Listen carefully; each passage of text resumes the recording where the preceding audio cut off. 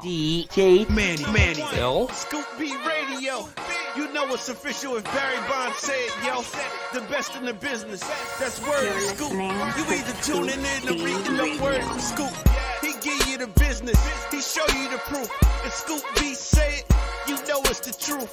Sports and entertainment. He give you the mix. Some of the biggest interviews, he give you the fix. On iTunes, the #1 podcast, the Jordan, the journalist, the GOAT, so why ask? Watch out. About it, if he naming them, scoopd.com, do numbers like Chamberlain. Pin game is a gift, got the gift to gab. If he say it, it's gospel, it's as simple as that. Now pay attention and you can see the way it go. Enough of this talking, this is Scoop B Radio. You're listening to Scoop B Radio. Get on his Instagram now. Follow him. At Scoop B, follow him. Yes, sir. You're listening to Scoop B Radio with Brandon Robinson. Scoop B Radio. What's going on, everybody? Brandon Scoop B Robinson. Video edition of Scoop B Radio. We had to make sure that ladies went first. No different because we have the Atlanta Dream's Cheyenne Parker. Ms. Parker, welcome to Scoop B Radio. Thank you. You're welcome. You just finished working out. I can't tell. I tried. Rattles out Lavender. A second chance, and Parker has a chance at the three-peat. And was the Naismith Defensive Player of the Year. But Parker having her way against her early tonight. 13-point lead. Biggest lead of the night, and Parker going coast to coast with it. You were traded from Chicago. Remember this guy to the Dream. I wasn't traded, but I signed with the Atlanta Dream. I was a free agent. Okay, so why the Dream? A few reasons. You know, it was definitely a business decision. It was something that I felt was important for the business side of my career, and also just on the court. Like, I'm looking forward to being a go-to post player, being a dominant post player. So I'm just like, it was kind of like a win-win. You know, they was offering me a great number that I really couldn't refuse. So I saw you going to work in the Wubble. Something slight. How was that different for you? Did it, on the NBA side, players have shared with me that it felt like the most expensive summer camp ever. It was definitely like summer camp. I could agree with that for sure. Did you compare notes with some of your NBA counterparts? No. What was the Wubble like for you guys? For the women, I'm not too familiar with how it was for the men, but for us, right, it was very collegey. Everything about college. We seen each other every day. I lived in a hotel, so it felt like a dorm room. The meals were real collegey. Like, it was like a buffet style, but they served it. Like, they gave you your scoop of food. So it was definitely different. The no fans thing really wasn't too different because they didn't have stands. Like, they just blacked out the sides. So it really, I couldn't tell. I don't know about other players, but to me, it just was, we just hooping. Like, I didn't really notice. Some of the NBA guys have shared with me just the level of mental health being an issue. More specifically, just wanting to talk to somebody, seeing family and more. I know that you're a big advocate for mental health. Pros and cons of being in the arena without fans, without being with your family and more. Excuse me. Yeah. I think obviously the one pro about not having any access to fans or family or friends, acquaintances, etc., was just the ability to focus more on basketball, you know, and focus on what it is, the goal is for you or for the team. But there's also a lot of cons. You know, the mental health is important, and it definitely is difficult. Just playing every other day, you know, and then having to continue to do the exact same routine every day, getting something stuck up your nose every day, you know, eating the same food every day, seeing the same faces every day. It was definitely redundant. So the mental health was difficult to maintain. For me, I definitely use music as an outlet. Like, I listen to music. Like, I was the one person in the bubble. Like, everybody knew when CP was around because I had my speaker playing out loud. I didn't care. It was, the bubble was IMG Academy, so we would ride our bikes everywhere. So I'd be on my bike looking like Debo, ride my bike with a JBL speaker, just playing my music. Like, that was what got me through it. But So two things. One, you talked about Debo, so you know I have to insert that's my bike, punk. rest in peace, man. Rest in peace, Tiny Lester, for real. Were you more of Friday after next, or next Friday fan? Friday. Christopher Yeah. all day. The original. All day, yeah, for sure. The original. Smokey is my guy. Are you looking for? I think they're lying. It's kind of like the Dr. Dre album that never came out, the Detox. I don't feel like they're ever gonna come out with another Friday. I don't know. They might, because I didn't think they was gonna come out with another Bad Boys, and they did that. So you never know. They might surprise us. But yo, the crazy thing is, I liked the Friday sound. I liked the Bad Boys soundtrack better than I liked the movie, the last one. Oh, the last one. I have to listen back to the soundtrack because I really don't remember it. They had the Uptown Vibes remix. Oh, okay. That was giving me hype. I'm gonna have to go back and listen to that. You made mention of the fact that you were at IMG Academy, and you had the boombox on every day. I want to delve into that a little more because a birdie told me that your hidden talent is that you actually can sing your behind off. Yes, I do like singing. It's definitely my favorite pastime hobby. I do. I enjoy it. So that's significant because for me, in the shower, Usher sings my octave range. Whose range are you in? Can you switch? Who's your go-to in the shower? In the shower, I mean, I'm bold in the shower. In the shower, I'll go to like some Patti LaBelle, like what's that one song where I was really playing with my pitch and my octaves? You know that song, Patty? No, you keep going. I'll go. I can't think of what it's called. If you only knew, I think how much I do. That one. You know how she was playing with it in the end? So I shocked myself. I was playing with that in the shower. I think my voice develops just the more I sing. You know, I sing a lot. I sing just in my, like I said, in my pastime. So it's definitely developing. Maybe one day I will pursue that. I don't know. She said, "If I'm not singing it out," you was like, "If only you knew." That's all I know. I just know that part. And I think of Patty Pies while I'm singing it. Patty went to work on that song, honey. He was not playing with it. No. Body image is something, particularly with athletes. I feel like it's different with women athletes in other sports besides professional basketball. Mm-hmm. It's almost like it's taboo. And I feel like the new breed of women athletes like yourself and others, the new school, are bringing in a level. I'm not bringing it. If we're in church, when you got the choir director, you're bringing up another octave. Yeah. Body image to me and feminism in relation to being an athlete, I think is interesting because you're a model and you recently released your 2021 calendar. I'm curious to know what is different from your perspective. What's different in this class of women's basketball players in years past? And did you have that goal of kind of being that light and being part of that new school? Mm-hmm. I think that basketball is such a masculine sport overall that we've been put in this category that we can't be feminine women as well. Mm-hmm. And something that I've always, like, one of the players that I always looked up to and really admired was Tina Thompson because of the lipstick she would wear on her lips. Facts. And that was kind of what motivated me to start doing my little, like in college, I had a little signature. I wore colored lip gloss. And like, that was my signature like thing. Like, Right. and I lost my lights. Sorry.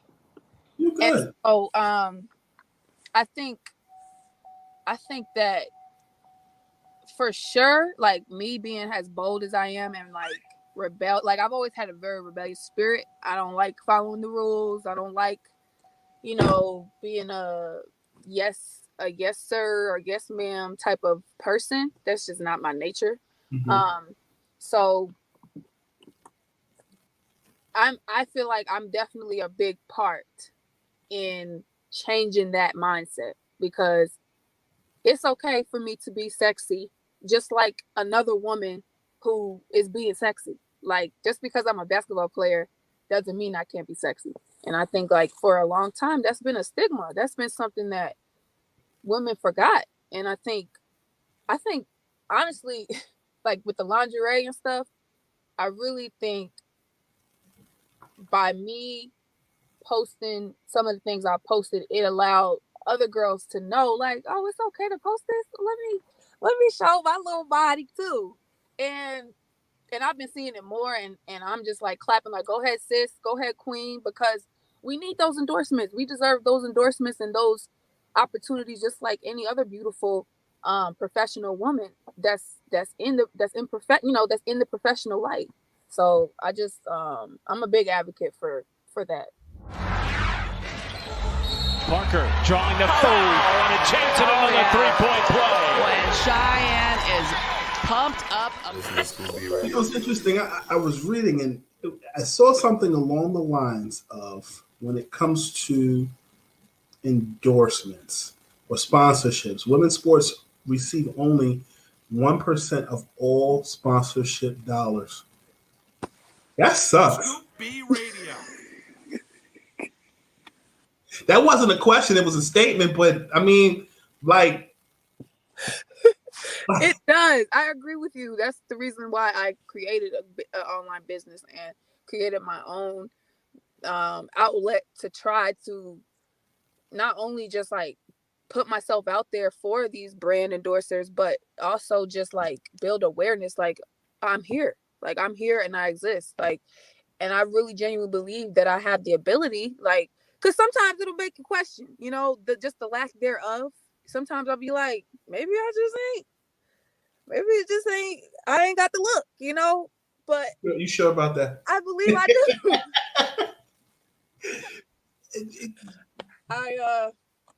QGTM, Queens gets the money. You were born in Queens, moved around. You talked about your brand and your business. You have a calendar. I saw it. You showing off. Tell us more about it, how people get it, and some of the endeavors that you have going on. Well, I actually sold out of the physical copy. All the physical copies are gone for 2021. But I am selling the digital on my website. And I also have like motivational quote gear that I sell on my website as well. And then I'm also getting ready to launch some sea moss capsules, elderberry capsules, soursop capsules, and some oils. Like, one thing I'm really like a big advocate on is health. Because without health, like, everything else doesn't matter, you know, building wealth, building success, building a name. Like, if I'm sick, none of that will mean anything. So that's something I really I'm pushing heavy on, and I look forward to launching that soon.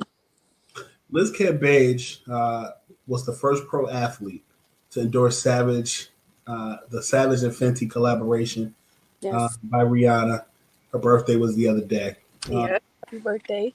What does that mean in terms of future endorsement and sponsorship opportunities for women athletes? Man, it was super pivotal for so many reasons. Like, and what's funny is that her and I have a, like, you know, it's really more of a basketball rival. So when that happened, like, I'm always been a fan. Like, she's a beautiful woman, so successful, carries herself so well as a 6'8" woman.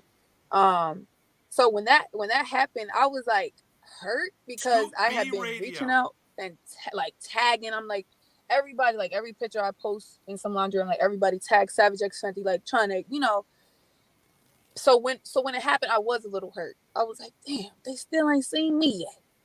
But I was also really excited because it's super pivotal. Like, she's the first. So that means now the door is open. Like, she opened the door for people like myself trying to make a name and like get the same type of following that she has, you know, because I think that's what it is. Like, that's what I'm starting to think, that like, because I don't have a lot of followers on Instagram, they're like not even interested in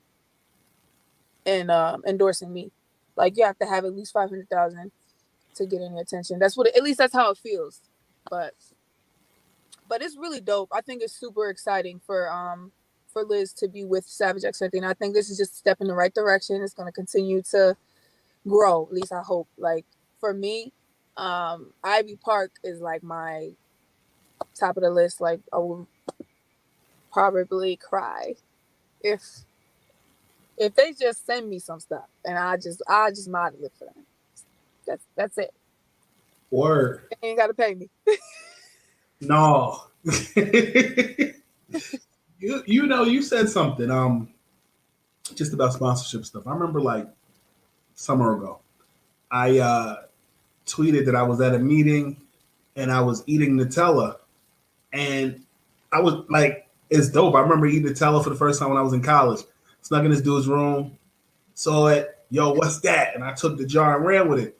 And then I got an email from Nutella, like, we want to send you a jar. And they gave me like customized Scoop B jars. Like, yeah, like with all my catchphrases, like it was like with my merch, like different things.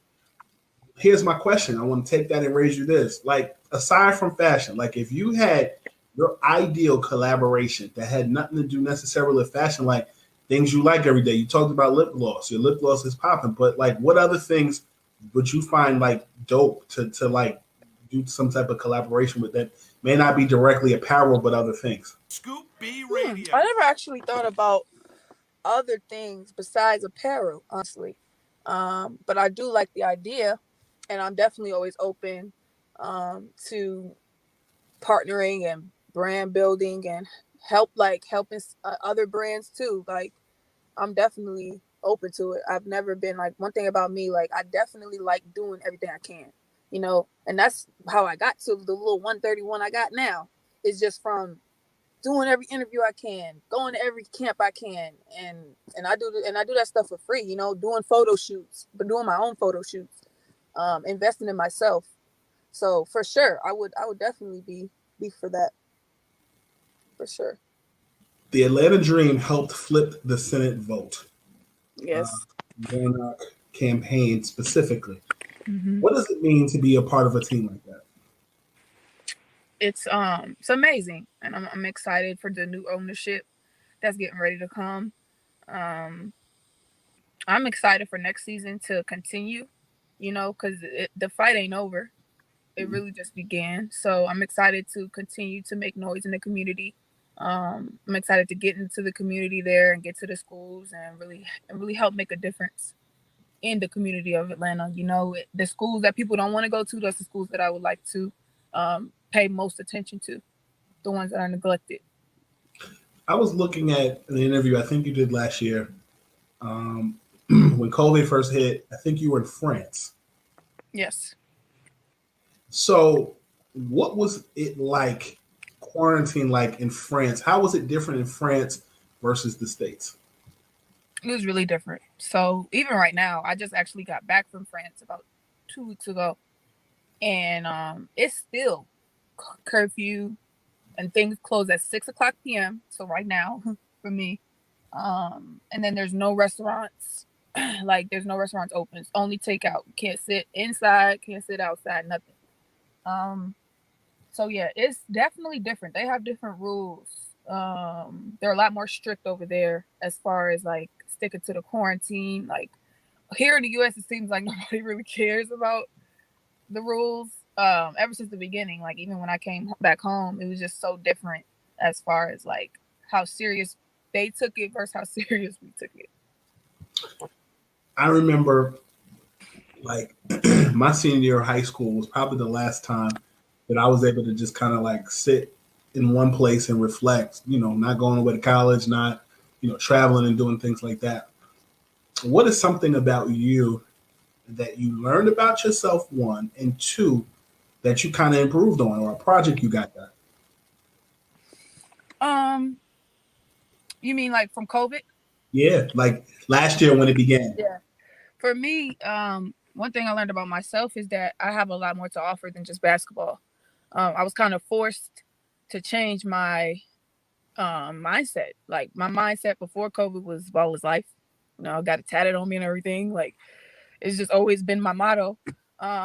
So when COVID hit and basketball was taken, I was forced to kind of figure out what else I liked and what else I was good at and who I was without basketball. So for me, it really helped me like with my self-awareness and like figuring out other things that I like and other passions that I like. And one thing I'm proud of, that's really what got me started on creating an online business and creating another source of income and learning more about like financial literacy and how to build assets and stuff like that. You was trading stocks all day, weren't you? I wish. I was learning how to. Listen, I learned I was using Cash App. And yeah, Cash App, you can trade on Cash App. Bitcoin? I heard that. Well, I did that separately. I did it through a different. You can do Bitcoin, I think, through Cash App as well. But you can trade like stocks, like like Nike or Adidas or whatever. Cash App. See? Wow. The more you know. But like early in the game, like somebody put me on the game and they were telling me, Moderna, because they're gonna have the vaccine, Johnson & Johnson, and Pfizer, DocuSign, because people are home working from home, so that might be something there. When you talk about that, like the date, that was something I learned on the fly, because it's like you hear about it, but you're so busy, you're not thinking about that. Right. That's a lot of stuff in life. Yeah. Especially when it comes to financial literacy. Like you hear it or you'll scroll past it and see somebody talking about it, but you don't really take the time to learn about it, and you end up in that same mindset, that same cycle, and end up with the same amount of money you started with 30 years ago and wonder why. And it's just it's an unfortunate cycle, but I really want our people to like come together and get out of it and teach each other and learn what financial literacy really is, so we can like build real generational wealth. Driving out to Parker, elbow jab, 1 out. He's 8 for 9 from the floor. Cheyenne is out there sounding like Nipsey Hussle right now. Rest in peace again. Tell me something. Going into the WNBA season, how different or how crazy is it to see Candace Parker in a different uniform? Man. Well, this is a sensitive subject because I would have loved to play with Candace. It was a really hard decision for me because it was like play with Candace and take less pay, or go soar your rings and become the all-star that you know you can be and get that check. Because Candace has always been a player I looked up to since she was in Tennessee, So, man, yeah, it hurts. It really hurts. I'm hurt about I can tell. I would have loved to play with her. It would have been really amazing to do that. Yeah. Is it weird for you as a player? I mean, like, you don't see NBA players in their regular season, like, they play for their respective teams, and then they're home chilling. I guess I really realized that when Love and Basketball happened, like when the character Monica was overseas, I was like, wait, doesn't she play in the WNBA? Like how are you playing for all these teams? It's almost like, right, for you guys, it's like, or for you ladies, it's like being a freelance writer. Like how interesting is it to like play for an on-season, like a regular season team, the WNBA, and then playing for like another team overseas? Like I'm imagining everybody doesn't have to do that, but for some of y'all do. Most players do. It's a very select handful that don't. Players that already are financially stable, for one, and players that are comfortable from other sources of income, like endorsements or something like that. So Mhm. very, very select few. But pretty much everybody gets over there, to all different parts: China, Turkey, Russia, Korea, Europe. It's become normal. Okay. I've been doing it since I was a rookie. Right after WNBA season rookie year, I went to China, and that was my first experience. And then the next season, I went to Turkey, and then the next season, I went back to China. The next season, Poland. Next season, Korea. Next season, China. Then France. So it's like it's always been, So it's like, I guess normal. Like it's just become a norm, But it's exhausting too. Like for example, this year I only signed for half the season. So right now that's why I'm home, or I'd still be in France up until training camp. Like usually it's back to back, but this year I took a year off so I can train and get myself together for this transition that I'm making. No, that's real. That's real. Where can people find more information about, obviously Instagram, but online, where can people find more information about everything that you have going on? I have a website. Actually, I have two websites. But the main one is Born Queen Boutique. That's where you can find everything that I have for sale right now. It's bornqueenboutique.com. NBA season so far this season, who you liking? I just started watching since I've been home, and so far, I like Zion. I like Zion's team, and I like Pelicans. Yeah, the Pelicans. Thanks. And I like who else? I kind of like. I like Bradley Beal. I like his game too. I'm just now starting to watch NBA, so you have to bear with me with that. No, you're good. I do like the Lakers because I'm a LeBron fan, but they've been tripping. Anthony Davis is out, so it's kind of hard without him. But yeah, I'm just now getting into the NBA game. Who is the WNBA's Anthony Davis? Griner, probably. Okay. She's the best shot blocker in the league. She's tall and long. I guess I would say Griner just because of the defensive shot blocking ability. Scoring wise, maybe Deladon. Who is the WNBA's Kyrie Irving? Arike Agumake. Really? She's tough. That's one player I do enjoy. I enjoy playing against her. Like when she be cooking, sorry, I can't say that. Even when she do her little thing against us, I'd be like, damn, this girl. Like I enjoy it. Like it makes me play harder. I make sure we beat them. But I enjoy playing against her because she's such a talented player. Like she'll make something so tough, and you just be like, this girl crazy. Like I don't even know. I can't even say Kyrie. She remind me more of Kobe for real. Kyrie, Jewel Lloyd. Do you ever wonder what the WNBA would be like today if Cheryl Swoops played in this era? I don't know. It's so different now, man. We've developed so much. The game has developed. Even with the men, like I can't even say. I feel like it would just be different. She probably still would be a bucket though. She'd still be unrefusable, but it would just be a different type of game. I feel like. In the movie Brown Sugar, they talk about more along the lines of when did you fall in love with hip hop? I'm curious from your perspective, what TV show were you watching? What player were you watching that made you fall in love with the game of basketball? Love and Basketball was definitely one of the movies that made me fall in love with basketball and love. To this day, I'm sappy. I love love. But I would say I watched the Knicks growing up because of my dad and my brothers.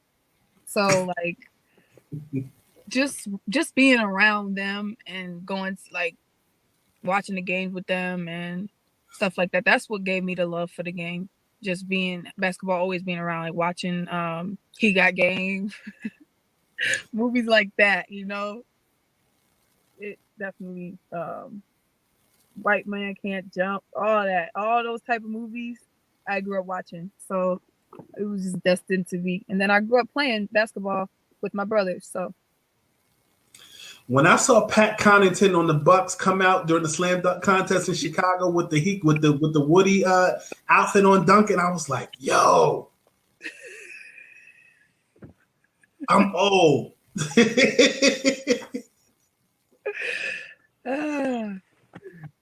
And I think that 90s era and the 2000s, you're a little younger than me, but like when you talk about the Knicks, I'm guessing you're not talking about Ewing Starks. You're talking more Sprewell, Allen Houston, yeah. Correct. Sprewell, Allen Houston, yeah, them two. Yep. Yeah. Before I let you go, 2 songs that get you hyped before a game. I really love Meg. Meg get me hyped before a game. Like I listen to I ain't even gonna say specifically what songs, it really doesn't matter. Just the like the attitude, I guess, the mindset. It just puts me in this mindset like I can't be stopped. And I wish you would try to stop me because I'm coming for your head. I don't know how to explain it, but I definitely love me some Meg. Meg Thee Stallion. I'll play pretty much anything. Any of her hype songs, like top of the list songs. I like Cardi too. I'll play Cardi too. But something about me that I actually enjoy is like rhythm and beat. I like slow music. I like old school music. I'm an old soul. I love soul music. I can listen to that before I do listen to that before the game. Like when I'm getting ready for the game, I listen to that. But then once I'm like at the game, that's when I put on Meg and get in the zone. You on that body, yada yada yada yada yada.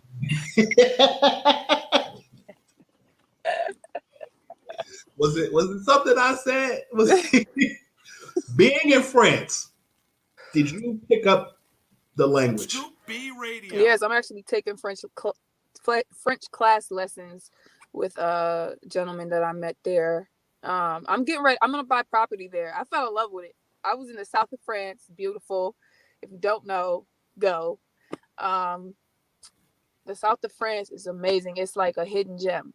And I'm definitely going to buy it. I'm going to get something there because it's very profitable as well. I got the information on it. And it's a really great investment on the water. And I love the water. Something about me. Fun fact. I love the water. So I'm taking French lessons right now. And I'm trying to learn the language so that I could be more savvy with my decision making and everything like that. I see you, player.